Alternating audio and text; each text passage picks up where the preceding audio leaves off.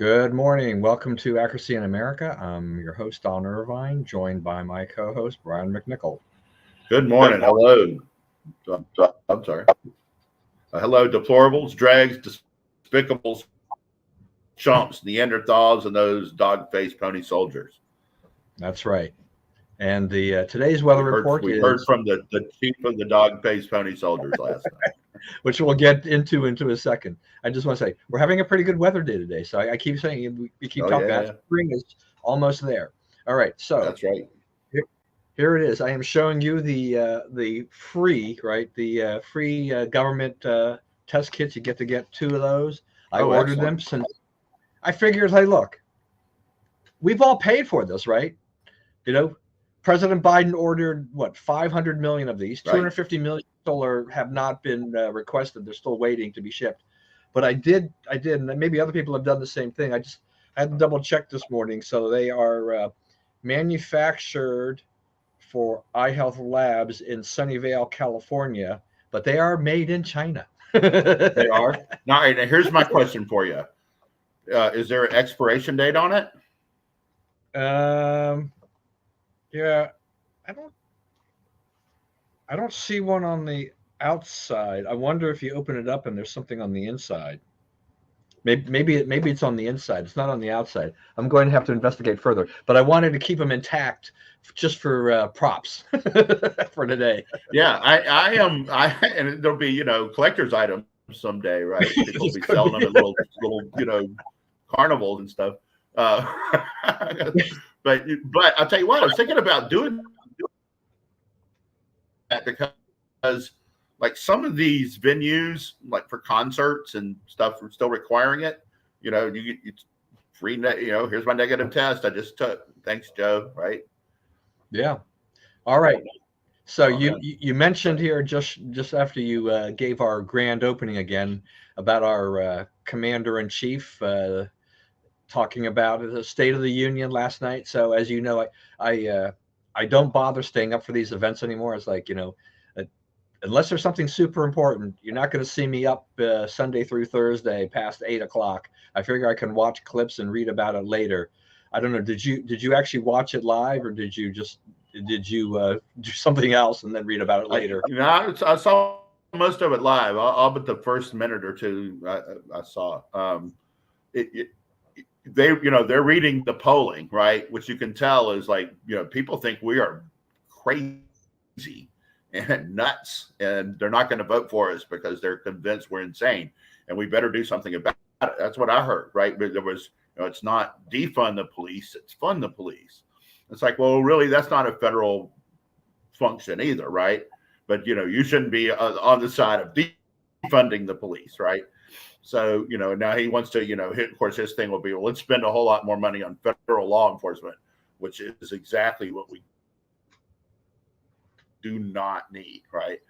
He talked about strengthening the border, right? He talked about didn't mention of the voting rights legislation, right? And he's conceded that Build Back Better is too big, right, for the moment. We don't need to put that much money in the economy, and so it should be scaled back and pieced apart. He wasn't as green energy nuts, right? Like, we're not going to be nuts. We got to have all the energy and so forth. So he had a lot of stuff to say, to sort of say to the country, we are not as absolutely crazy as you think we are. So that's what I found. That's what I found interesting as I kind of looked at some of the reports about the State of the Union, was just that, as you mentioned, the police issue, the border issue, really, kind of backing away from Build Back Better, as he had pushed after they had pushed so hard for it for so long. These types of things, the environmental policies, all the stuff that Biden was firmly in the pocket of the progressive left, the squad, the AFCs, the Bernie Sanders, all those people, he basically just kissed them off last night. Right. Didn't make Rashida Tlaib very happy, obviously, but I think she was ready. They were ready to answer back for that. But it was interesting to see Joe Biden in essence, at least last night, kind of abandoned those progressive left, that far left policy position that has done him absolutely no good, during his time in, right. in the president, They're right? basically saying you can't get elected with this stuff. That's basically what got said. And Right. Yeah. it's, And and I mean, it's not, and they know it. I mean, Ocasio-Cortez, made some remarks in those things. That's what Tlaib's, the theme of her thing was. We're not out there for this. The media pounced on the voting rights. It's like, man, he doesn't seem to care about that anymore. It's like, well, people are not for that. People don't think that should be, those bills should pass.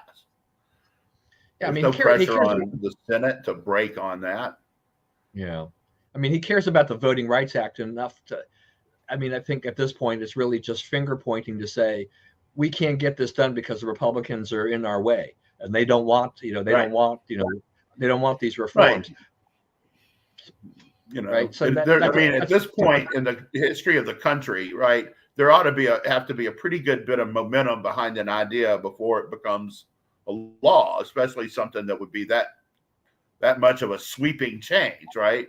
So, and there's no referendum for that. Though it's in there, it's like it clearly helps one side to the disadvantage of the other, right? It's clearly like angling for political advantage.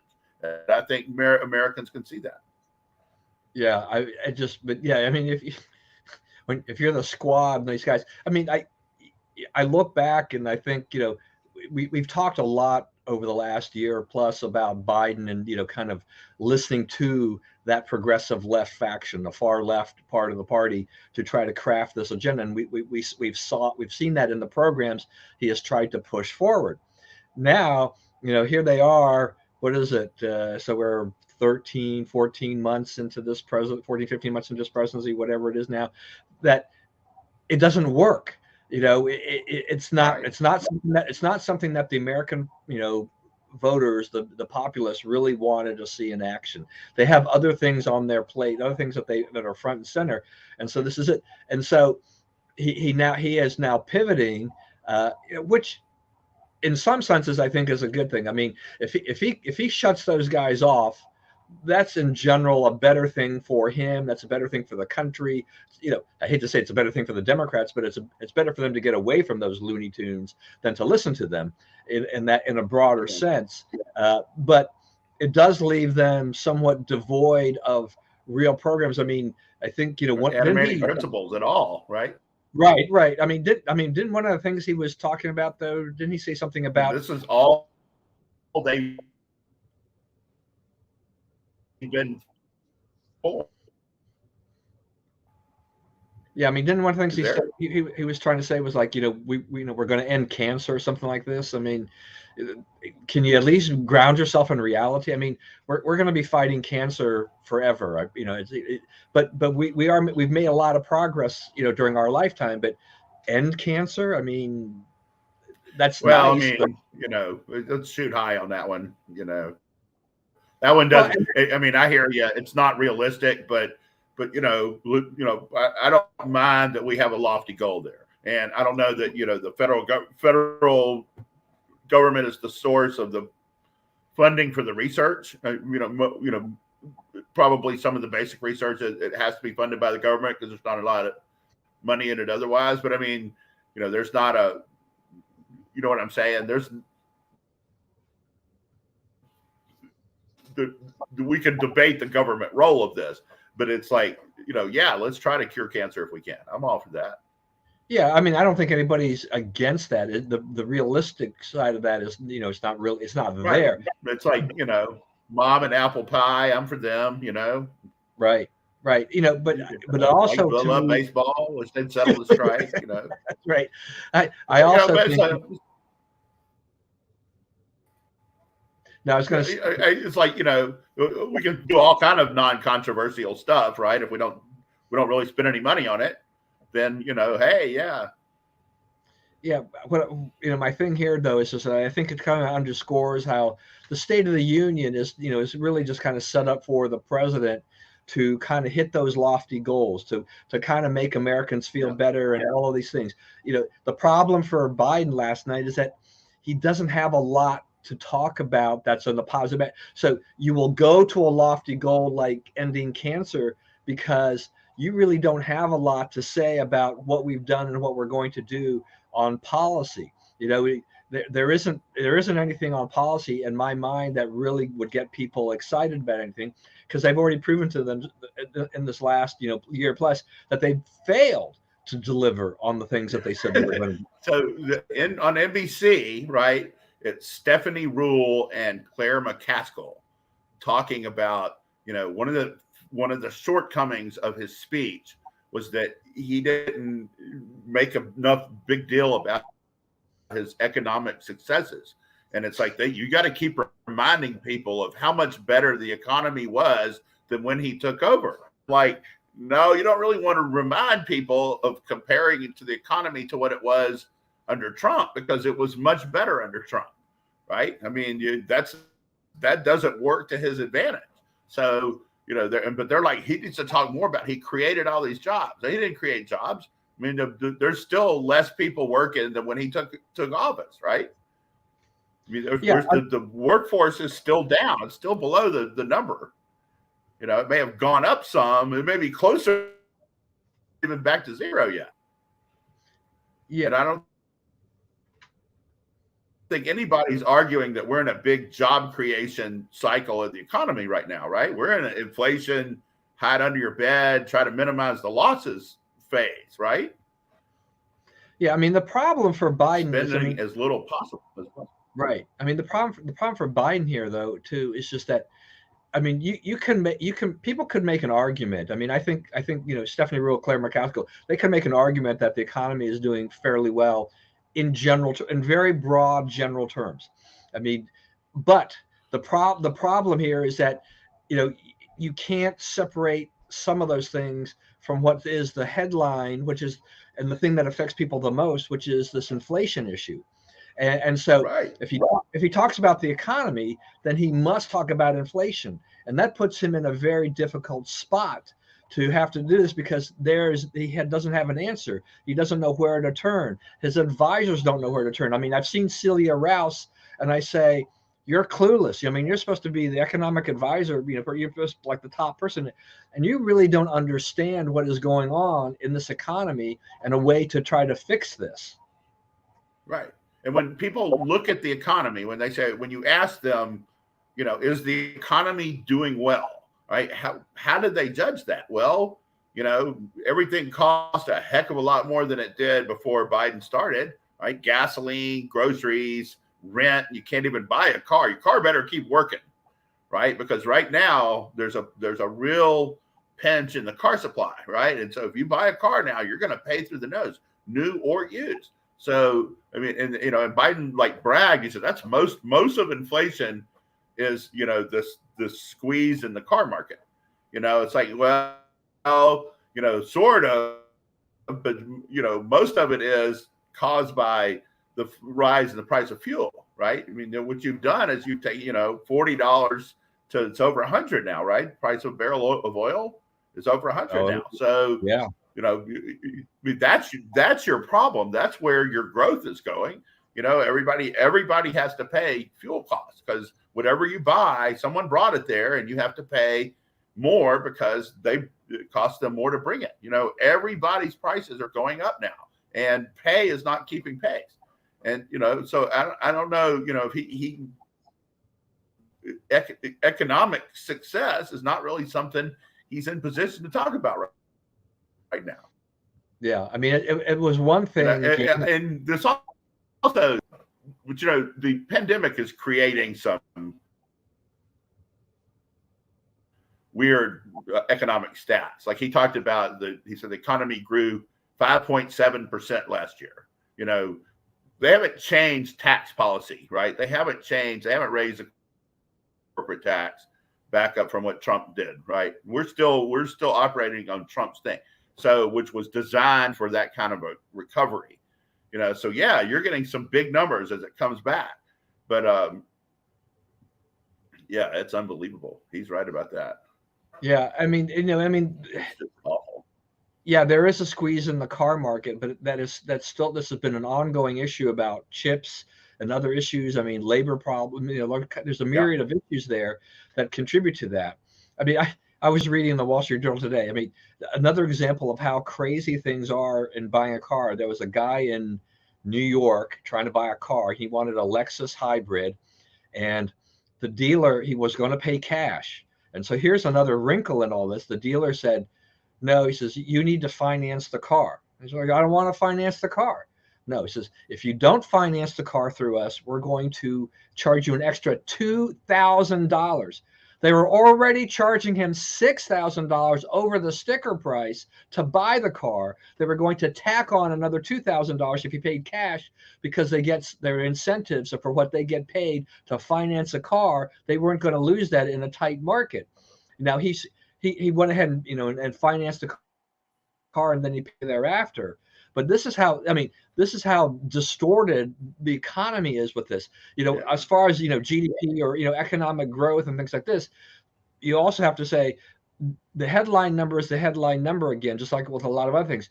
But a lot of that is built up through inventory and things for real growth. It is inventory buildup that will not be there forever. And so when you go from that, and then the next quarter drops to 2.2%, will it be a huge shock? Not if not if the inventory's been drawn down. That means your real growth has probably been closer to 2 or 3%, maybe in this last quarter.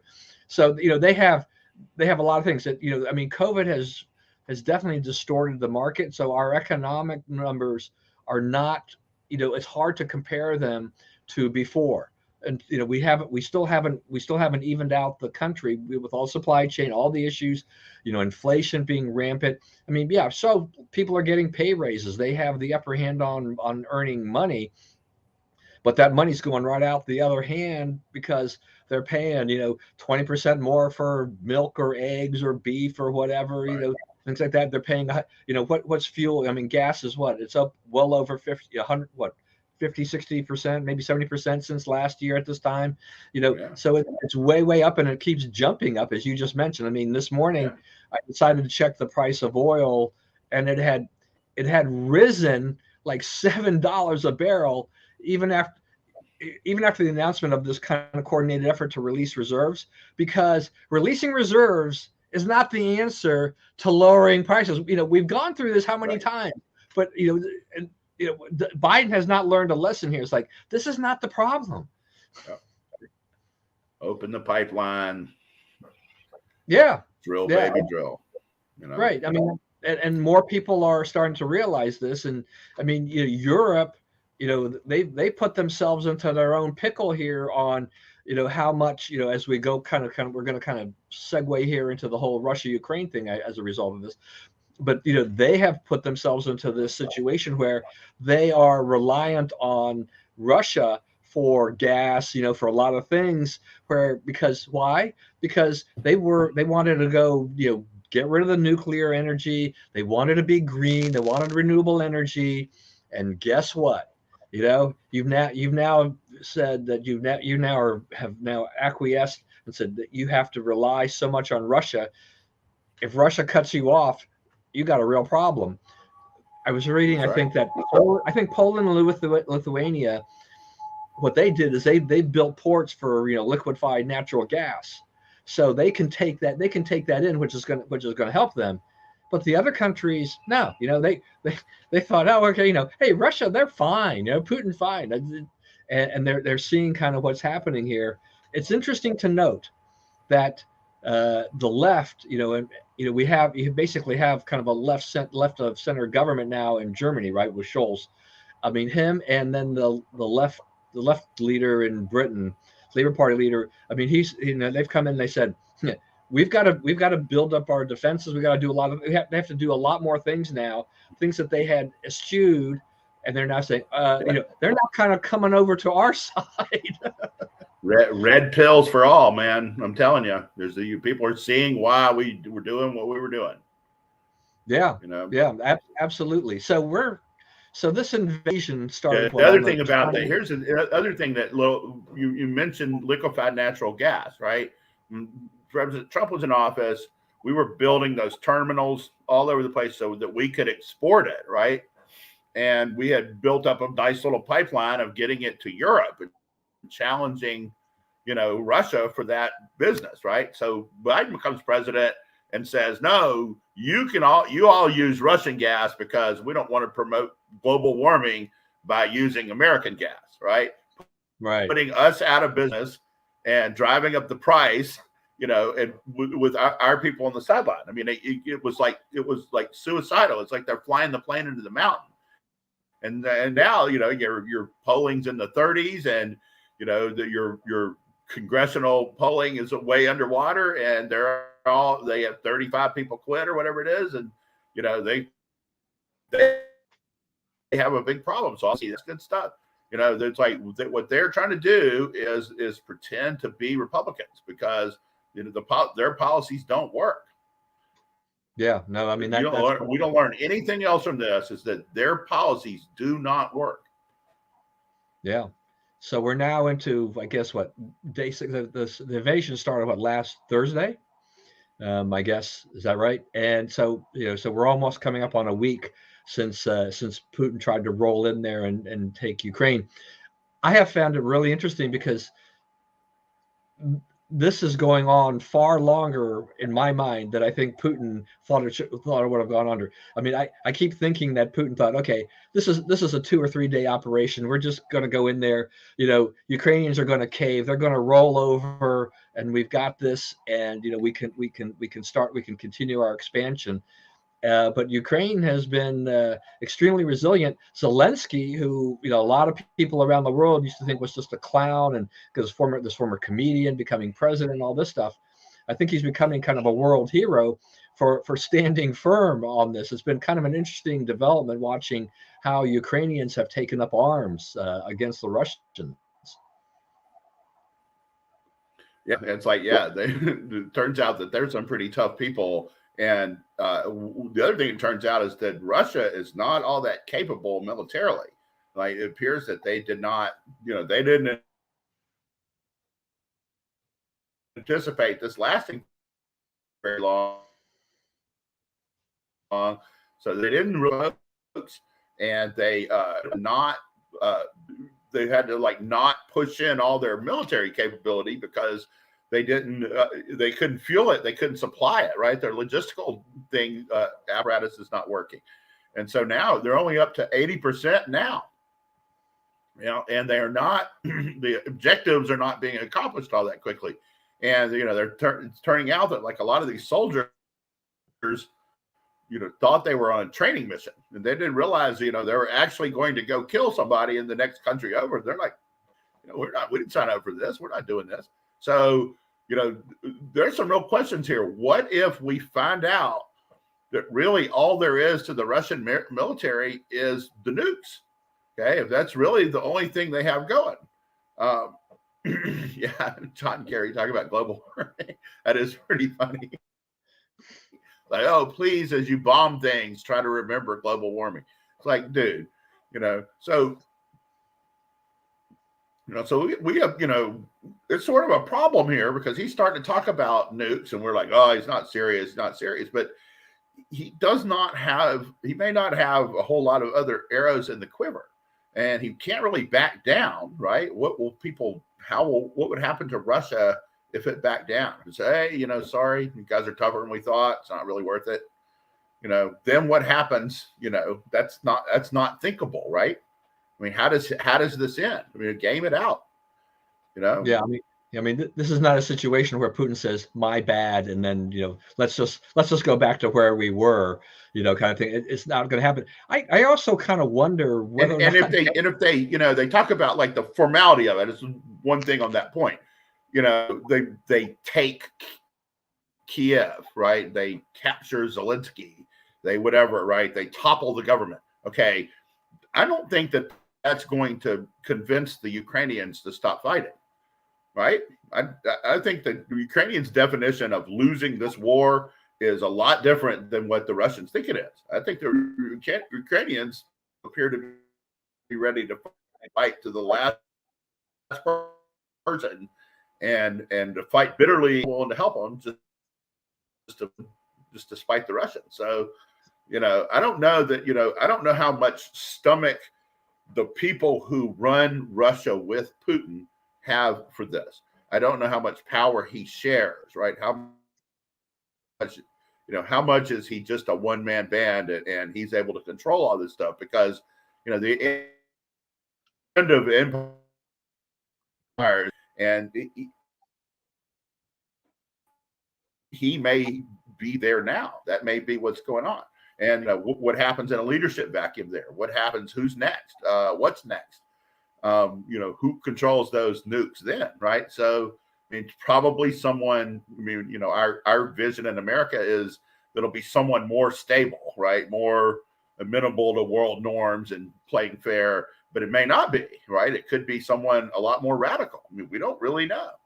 Right. And like I was saying before, I'm not really sure exactly with the Russian troops and everything like that, whether or not they're really all in on this.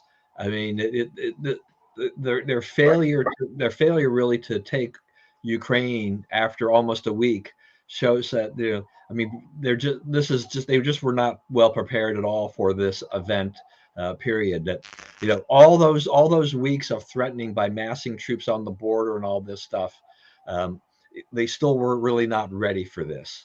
And so Yeah. and I think you're right. And I think you're right about this. The Ukrainians, like Putin, I think has vastly underestimated the resolve of the Ukrainians to protect their country and defend their homeland, and that even if he does, as you say, topple the government, I think there's going to be a very stubborn insurgency That's what going I'm on, saying. right? That will be very Never going to difficult. quit. Yeah, yeah, you're going to have to wipe everybody out before they would quit. In essence, I mean, That's right. they'll fight to the last man or woman or whatever. I mean, to see what is it, the former Miss Ukraine or something like that. I mean, she switched over. She's now taken up arms. I mean, what Yeah. I find this to be really interesting about how the citizenry, you've got these people who are kind of, I guess, in these provisional defense forces or whatever, but there are people in their late 30s, early 40s. I mean, they're now, getting dressed up. They're now taking up arms, and they're going to go out there and fight if they need to fight. I mean, you know, the math says that Russia's, has got far superior, at least the numbers say, Putin should be able to take care of this, but the strategy so far has not been good. His reputation for whatever it was before this war, has really been shredded worldwide. I think by others overall. And what's in your opinion? I mean, what's going on with these sanctions that have there've been more and more sanctions have been issued. They've been trying to put a stranglehold on the financial system for them, but it is a little bit complex, because of some of how things work financially. But I mean, they're trying to cripple Russia. It definitely has caused a problem for the ruble. I mean, Putin seems to be causing more misery for his people as well. A lot of misery for his people while he tries to do this.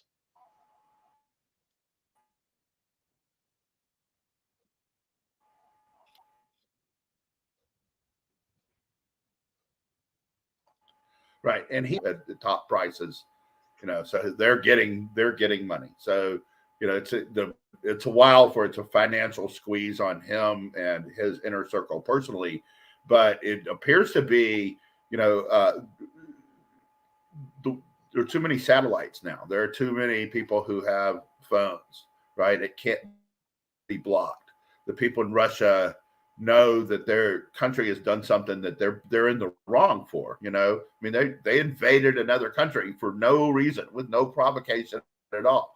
So, and they know that, right? There's large protests in cities in Russia, which I don't remember that happening in any previous of their military incursions. At least we didn't see it. So now we Right. see it, and then if we're seeing it, they're seeing it. If they're seeing other Russians are thinking like them, that let's take to the streets and say we don't want this, then they could have a big internal problem on their hand. And if their military is this weak, I'm not sure how they control that. So if there's a stronger shark in the sea, you may see him, and I doubt it would be I mean, part of her, my but you may question, see him or her in the very is vulnerable. yeah. I mean, part of my question too is so if he succeeds, if Putin succeeds and toppling the government, and basically lays claim to Ukraine, I mean, what's next? Because I mean, Ukraine's not a member of NATO. U.S. Is there are countries that have been trying to provide money or armaments, various things, material, to them to fight back. But if you now are faced with NATO countries around you, but you want to expand the footprint of Russia. Do you dare do that? Is that something that Putin wants to really challenge? Is he going to be running around beating his chest again? Okay, I finally got this. Now let me strategize about how I capture and reclaim other countries. But I don't know. Is NATO someone that's would stand up for this with the alliance? Would they actually say no? Would they push back enough? Well, see, the thing about it is like, the question is where are you going to fight him, right? I mean, if you're Putin and you see the West do nothing, and you take this, and and we act like a week is a long time for a war, but most wars last a lot longer than a week, right?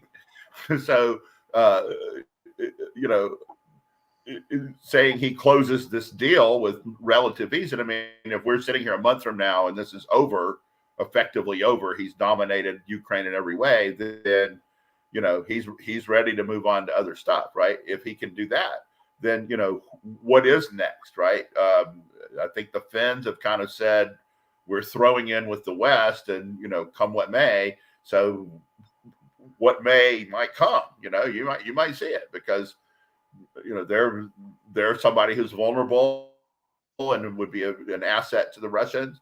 You it's interesting.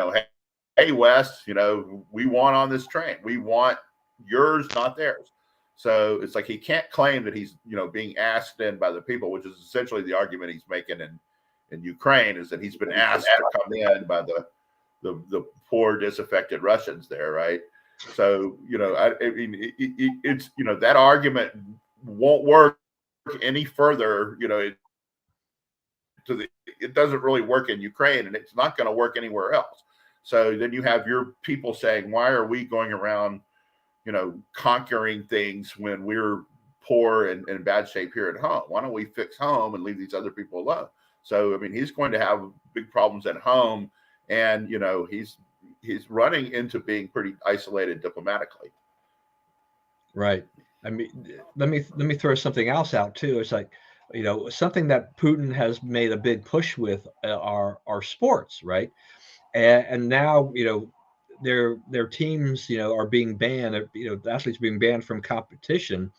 Uh, I mean, what kind of an effect does this have as well? I mean, this is kind of a thing that Putin loves. He loves the attention that Russian athletes get from their success, in various sports, doping or no doping or however you want to do that.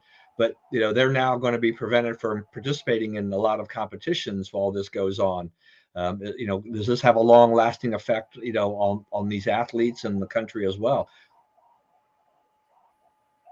Well, I mean, supposedly their Olympians weren't going to be able to compete either, right? And guess what? They did, right? So, ways are found, to help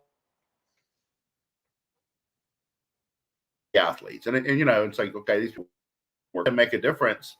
Then, then they, I would rather be an innocent victim who didn't get to compete in my Olympic sport than be an innocent victim who got my house blown up, right? I mean, there's innocent victims and there's innocent victims. So, I don't know. Rob's right. Bob's right here. They may not win. They may not win this. This may end with the Russians losing and having to go away. And that sounds like a good outcome, but what comes after that is a serious question that we need to think about. And I don't have a lot of confidence in the people we have in those positions now to do that thinking. Yeah, right? I mean, Jake Sullivan. right. Yeah, I mean, this administration comes in here, and I mean, I guess you could say Biden, in a sense, is now becoming a wartime president. He's trying to deal with this issue, but they don't. I don't know that they really know how to deal with this any better than anything else that they've been dealing with up to this point in time. Right. That's right. I mean, they kept they had all these like methods they were using to try to keep it from happening, right? And they were all patting themselves on the back on how smart they were to share all the intelligence they got and make it all public. We see you over there, mountain, you're out there. And then they went to the Chinese and tried to get the Chinese, enlist the Chinese against the Russians. I mean, stop and think about it. And gave it to the Russians as they do, right? It's the most predictable response in the history of responses. And so the Russians know how we get our intelligence now, and it had no effect, right? He went in when he was ready to go in, and he's doing what he's doing. So yeah. I mean, the things that the Biden administration has tried to touch here, sanctions, right? But the thing that they make their money on is the oil, and we're not touching the oil because energy markets are roiled enough already, right? He's not being punished. All right. Let me add one more thing to this mix, which is China. So we have China, who has had, they're an ally of Russia, right? I mean, they've been very cozy. But we also, the other side of this is that, we know that China's had their eyes on Taiwan for quite a while. And they've made, they've kind of made some noises about, wanting to reunify, China. They want Taiwan back in their circle. What is there anything that really prevents China, while all this is going on, from stepping up their actions against Taiwan, creating another secondary issue for our administration is trying to deal with? We're trying, Biden administration is trying to deal with this Russia-Ukraine thing. Is this not somewhat of an opportunity for China in a way to say, all right, while they're dealing with that, we're going to go in and step up and maybe try to do something in Taiwan, because we don't think the U.S. can handle dealing with two wars or two different diplomatic. Right. Yeah. Right. Think of all the people who will have to be removed from woke training and sent off to battle. The other thing is we've done 21 war games of what would happen if China decided to attack Taiwan, and we're 0-21. We lost every time. So, I think China knows that. I don't think I'm sharing any national security secret here. And, they know that. So if they want to do it, they kind of can. And there's kind of not a whole lot we can do about it. And how do you, then if you say, okay, we're going to get involved in this one, then why did you do this one and not the other one? What a signal does that send? So, the thing was, and I think this did not happen while Trump was president. Okay. And, they can say what they want about why that is, right? But the fact is, it did not happen, right? And it's not that Putin did not want to take Ukraine during Trump. Decided on this a long time ago, and it was not the moment to do so until he got in against a weak American president, and that's what happened. Right, and I do want to say, as part of that, is just that, and yet, who is being blamed for the Russia-Ukraine situation? It's Donald Trump, right? Yeah. The left is pointing at Donald Trump, and it's like, how do you reasonably, legitimately make that argument? Yeah, I mean, it's sort of like, they're you just wait to see like how they're going to try to spin it that it's Trump's fault, because it's almost a given now, no matter what happens, that they will try to make it Trump's fault. Yeah, I mean, it goes to me to a lot of just, it's let's point fingers at Trump, because he's the boogeyman. He's the guy that you can do. A lot of people don't like him, so why not go ahead and pile on, even if it doesn't make any sense whatsoever, even if you don't have a shred of proof of any of this. we I Their, was I their was people will eat that up. They will. I mean, you can say that, you don't like the relationship that Trump had Right. with Putin per se during those, during the 4 years, but in a lot of ways, I guess he kind of kept Putin at bay, and I think he made Putin realize, is like, no, I really don't want to mess with Donald Trump. I'll wait for a successor. I'll wait for somebody else where I have a better chance, point of entry, kind of a thing like that. And he got it in Joe Biden, because Biden wanted to go back to the old ways of doing things, and Biden. So so Biden is little noticed, right? Biden just just told the Department of Justice to stop investigating IP theft by the Chinese, intellectual property theft, right? We're not gonna make that. We're not gonna investigate that anymore. And last night, like, we're gonna investigate people who ripped off the BBB program, right? It's like, okay, you're going after Americans for a few $100s. You're letting the Chinese steal millions, right? Why is that, Joe? yeah, and you've talked about the IP problem for quite a while on this program. I know you've mentioned it before, and it, Yeah, it it's a is, huge we thing. know it. Yeah, we know it's a serious problem. Yeah, for Biden to basically pivot from that, and not do that, I mean, just like, well, that's a criminal. I mean, for that, that just opens up the floodgates. I mean, the Chinese are saying like, oh, okay, well, that's great. We can ramp up this even more. So, we may have been trying to be a little more covert here, while for the last few years, but now, Biden is basically giving them the green light to say, we don't care about IP theft. Right. you know That's right. that's just great.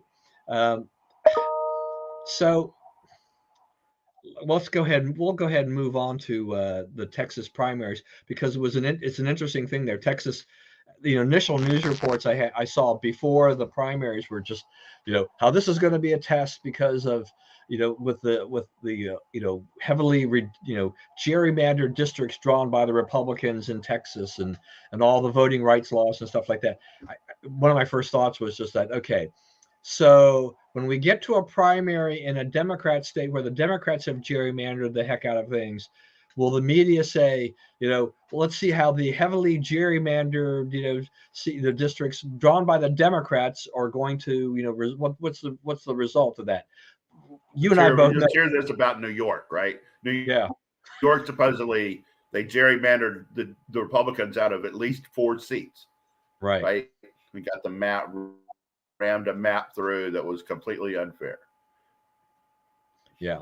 So it's only So the yeah, and then I Republicans. guess you ended up with Rabbit um, against Beto, right? Um, I think some of the harder core right wingers down there wanted Huffines, but Abbott's electable. You know that he will probably win, and that Beto will spend a ton of money to lose, and it'll be fairly close, but it won't be all that close. I think Texas is probably going to be a little bluer this year. They might take back some of those districts down in the Rio Grande Valley, down the King Ranch area, the very south of Texas. There's an interesting race. 2 Democrats out. It's the largest, I believe it's the largest district in the country.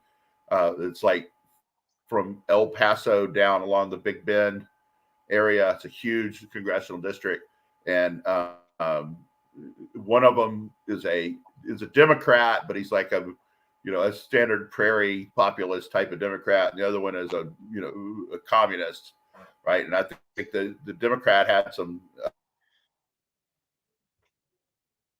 His name is Cuellar. Has ethical problems, so it'll be a close race. Yeah, that's good. That one's going to be a tight race, because I mean, Cuellar beat Cisneros the last time around, but barely. And so now I think she's ahead. But she didn't get to 50, unless Right. they hadn't counted all. I don't know when the vote counting will all be done, but it'll probably be she'll probably fall short of that, but create a runoff. I mean, I think Cuellar is he's in a tough fight there. But yeah, you're right. She is a communist. I mean, it's just really bad, And Cuellar, I mean, he's kind of like a pro-life. He's big, he wants, he knows what the border issue is down there and stuff like that. Um, I definitely would take Cuellar over Strong Cisneros. on the border. Yeah. Yeah. So, Yeah. Me it's too. going to be a You Democrat know seat what? probably, but you go with It changes. You remember him, Steve, New Mexico? He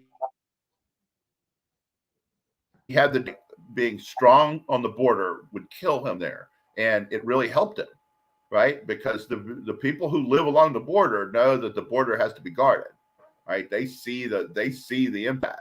They see it. They see what happens if you don't guard the border. So that's we make a mistake. The conservatives make a mistake when they don't talk about border policy, to Hispanic voters because they're not against it. right. I mean, if you're in an area that's along the border, you have to talk about the border, Yeah. and how to do that. If you pivot away from that, if then I think you're more or less doomed. I mean, that it's dumb because you're right. Hispanic voters will vote on that issue, and they will vote with you to protect the border. No doubt about that. Um, let's see. Oh, he just this actually we got to put up here.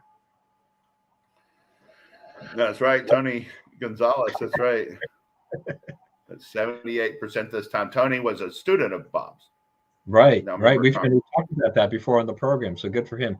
And the last thing about Texas before we close off the program here and get the final last word here is just the AG race. So the incumbent AG Ken Paxton looks like he's going to be in a runoff with George P. Bush, who is the son of Jeb Bush and the nephew of George Bush. Though there was a third candidate in that race, and he well, there was more candidates in that race, I guess. I mean, even Gomer in that race, which was an interesting thing. So, I mean, I think Paxton prevails. I mean, if you're going to say Paxton versus a Bush, I don't know if the Bush name is strong enough anymore to win that Yeah, battle. it's got a lot of downside now. Yeah, Paxton has his problems, but I just don't know if it's enough. That Bush people is a would say, tough sell now. That's not really yeah, where Republicans are anymore. Kind of moved yeah. on from that brand. Yeah, I'm not. It's I have a couple of before we finish here. Two things to say. I don't know why Allen West ran against Abbott. I mean, he got slaughtered to begin with, and then Right. Gomer being in that AG race, that was really a pipe dream. I think I don't know what he was really counting on there, but he finished so far behind. Gomert is from near where I'm from, like just across the Texas border from where I'm from. And that's a real conservative area. And there's really no limit to how conservative you can be and win election in that district. Yeah. But that's not all of Texas anymore. It's possible to be, too far to the right for a large part of Texas, even Republican parts. Right. All right. The last word. You start. Trump won the CPAC poll very big, in fact, by more than he did last year. And the party's moving more toward Trump than it did last year. You can barely see ahead of my ash. Yeah. Okay. Yeah. It's fuzzy on my end. That always just disappears on me. Like my wife, it'll be 11 o'clock tonight. It'll be bright, beaming. It just depends on who you are. And sad note, my brother died 10 years ago today.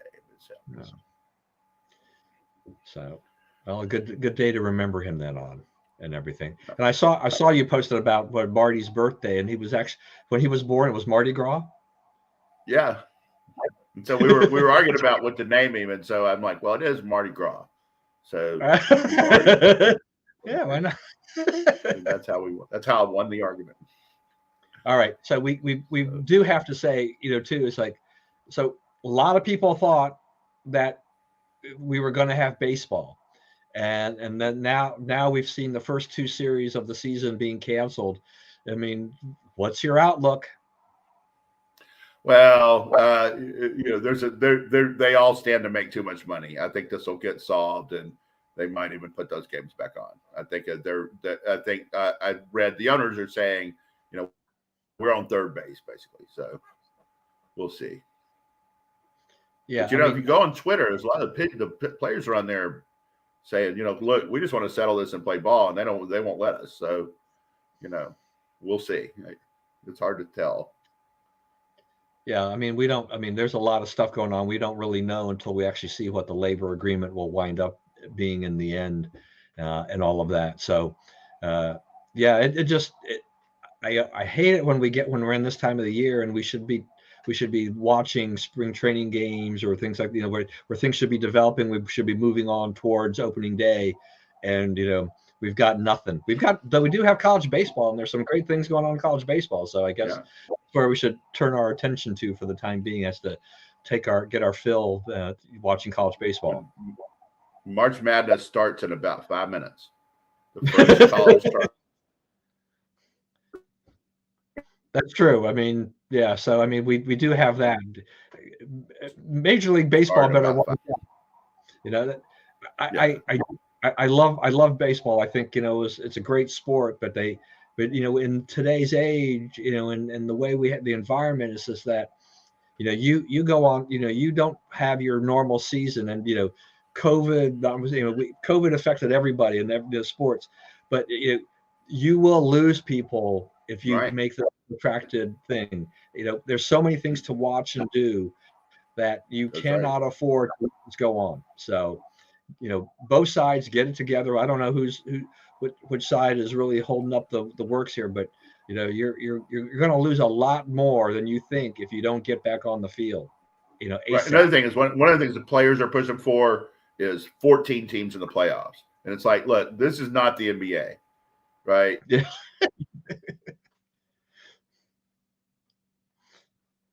Okay. We every day for 6 months. We don't need half the teams in the playoffs. Yes. The Coach Mulkey, LSU women, they have a lot of players who are 23, 24 years old. It's their last ride. And they're very experienced, top level players, and they have a chance to make a deep run in the tournament. LSU live shot in women's basketball. Yeah, no, I mean, it's like this is. So, and that's all I. That's what LSU wanted and needed. They needed Coach Mulkey, right? So, all right, everyone. Yep. Thank you for joining us today. Right. As always, please stay safe and stay well. Remember, we live in the greatest country in the world. Do not let anyone tell you otherwise.